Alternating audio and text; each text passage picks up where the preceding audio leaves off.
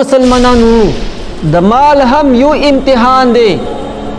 کچېرې یو انسان څه فقیر وي غربت ور باندې وي نو غربت په حالات کې هم الله تعالی ګوري آیا دغه انسان په غربت په حالات کې صبر کوي که نه کوي. اندرنګې څوک چې الله تعالی سے چاته مال او دولت ورکړي نو دا هم یو امتحان دی. الله تعالی ازمایي آیا دا په مالدارۍ په حالات کې نورو ته دغه مال ورکوي یا نه ورکوي. اوس که چیرې دا خپل مال نورو ته نه ورکوي نو الله تعالی به ونه دغه مال بیا واخلي.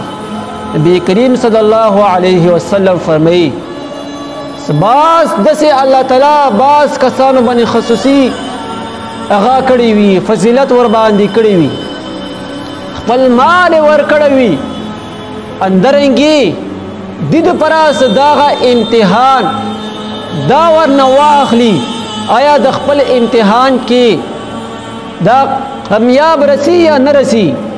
د خپل کوم مال څه ورکړی وي دا په الله تعالی په لارې کې خرچ کوي یا نه خرچ کوي. ګاونډ کې ورسره یو غریب کور دی آیا صدا دې ته ورکوي یا نه ورکوي. کچېرې ورکوي ورته الله تعالی لور هم مال ورته ورکوي او کچېرې مال ورته نه ورکوي بخل کوي دا مال الله تعالی ورنه واخلي نور ته ورکړي.